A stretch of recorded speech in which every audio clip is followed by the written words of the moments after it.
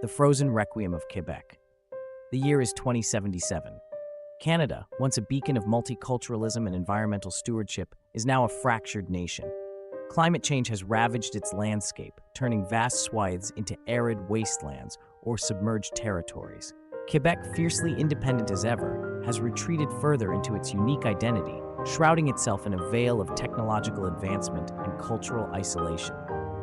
Detective Inspector Isabelle Izzy Dubois of the Sûreté du Québec shivered, pulling her thermal coat tighter. The biting wind howled through the narrow, neon-lit streets of Vieux-Québec, carrying with it the sting of ice and the weight of unanswered questions. The city, a UNESCO World Heritage Site in name only, was a labyrinth of holographic advertisements and decaying historical facades. Poverty and technological excess existed side by side, a stark reminder of the inequality that plagued the nation. Izzy was a veteran, her face etched with the harsh realities of her profession. Cybernetic enhancements glinted beneath her dark hair, a testament to the sacrifices she'd made in the line of duty. Her latest case was a chilling enigma, the disappearance of Dr. Antoine Leclerc, a renowned geneticist working for the secretive biotech corporation, Nordique. Leclerc vanished without a trace from his heavily fortified laboratory nestled deep within the Laurentian Mountains. No forced entry, no witnesses, just an empty lab and a lingering sense of dread. Nordique, a powerful entity with deep ties to the provincial government, was stonewalling the investigation, citing national security concerns. Izzy didn't buy it. She'd dealt with Nordique before, knew their penchant for secrecy and their ruthless pursuit of scientific advancement, regardless of ethical implications. Her gut told her Leclerc's disappearance was more than just a missing person case. It was a Pandora's box waiting to be opened. Her investigation led her to the lower districts of Quebec City, a sprawling underbelly of black markets, illegal tech modifications, and hushed whispers of forbidden knowledge. She met with informants, shadowy figures who traded information for favors and credits.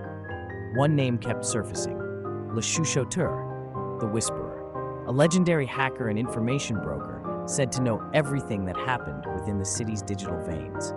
Finding Le Chuchoteur was a challenge. He moved like a ghost through the network, leaving no trace.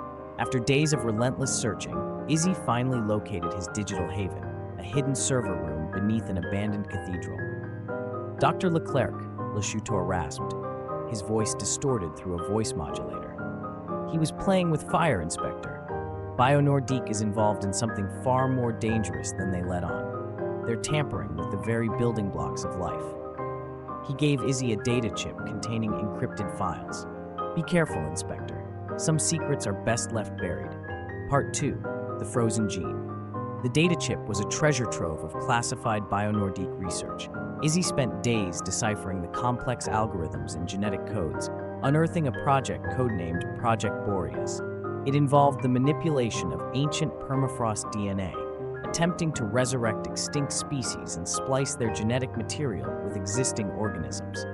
She discovered that Leclerc had grown increasingly disturbed by the project's ethical implications, fearing the potential consequences of unleashing unknown pathogens and altering the delicate balance of the ecosystem. Izzy's investigation took her to the Laurentian Mountains, to the imposing Nordique research facility.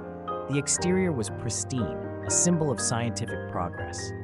But behind the gleaming facade, Izzy sensed a sinister undercurrent. Security was tight, the guards heavily armed and augmented. It was clear Nordique was protecting something valuable, or perhaps hiding something terrible. Using her hacking skills and inside information gleaned from Le Chuchoteur, Izzy infiltrated the facility. She navigated the sterile white corridors, the air thick with the hum of machinery and the sterile scent of chemicals. She passed laboratories filled with strange contraptions, genetic sequencers, and cryogenic chambers. In one lab, she saw grotesque experiments, hybrid creatures kept in stasis, their forms twisted and unnatural. Finally, she reached Leclerc's lab. It was exactly as she remembered it from the initial investigation, empty. Except for a single detail she had missed before, a faint trail of dried blood leading to a hidden elevator. The elevator descended deep beneath the facility to a sublevel that was not on any official blueprints.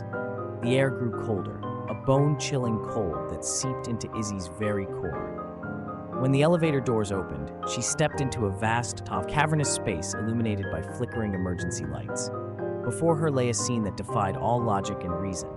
A vast underground ice cave, artificially created, with walls lined with frozen specimens.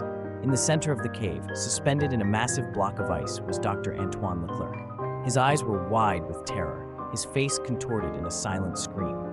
Part 3: The Thaw. As Izzy stared at Leclerc's frozen form, a figure emerged from the shadows. Dr. Elsa Bouchard, the CEO of BioNordique, a woman whose ambition knew no bounds. Inspector Dubois, you've stumbled upon something you shouldn't have. Project Boreas is essential for the survival of Quebec, of Canada. The world is changing, Inspector. We must adapt, evolve, or perish. Bouchard explained that Leclerc had discovered a way to unlock dormant viruses and pathogens trapped within the permafrost DNA. She had frozen him to silence him, fearing he would expose her plans to the world. She believed that by weaponizing these ancient pathogens, she could create a biological weapon, a frozen plague to protect Quebec from its enemies and secure its dominance in the New World Order. A fierce battle ensued. Izzy, despite her cybernetic enhancements, was outmatched by Bouchard's security forces. But she was determined to stop Bouchard from unleashing her frozen plague upon the world. She fought with a desperate ferocity, using her wits and her training to her advantage. During the chaos, Izzy managed to activate the facility's self-destruct sequence, overloading the geothermal generators that powered the underground ice cave. The ice began to melt, releasing the ancient pathogens into the air. A silent, invisible killer was unleashed. You haven't won, Inspector, Bouchard hissed as the facility began to crumble around them. This is just the beginning. The world will learn to fear the frozen north. Izzy didn't have time to respond. She grabbed Leclerc's frozen body and escaped the facility just as it exploded, collapsing the entrance to the ice cave. The Laurentian Mountains were now sealed off, a tomb containing a deadly secret. Izzy brought Leclerc's body back to Quebec City, a grim reminder of the price of ambition and the dangers of unchecked scientific advancement. The data she recovered from BioNordique was leaked to the world, exposing their unethical experiments and triggering a global outcry. BioNordique was dismantled, its assets seized, and its executives arrested. But the damage was done. The frozen plague was out there, mutating, adapting. The world held its breath, bracing for the inevitable. Izzy looked out at the rain-swept streets of Quebec City, the neon lights reflecting in the puddles. The city was beautiful, but it was also broken, scarred by its past, uncertain of its future. She knew her fight was far from over. The whispers of the winter wind carried a warning, a solemn requiem for a nation on the brink. The frozen north held its secrets close, and the thaw had just begun.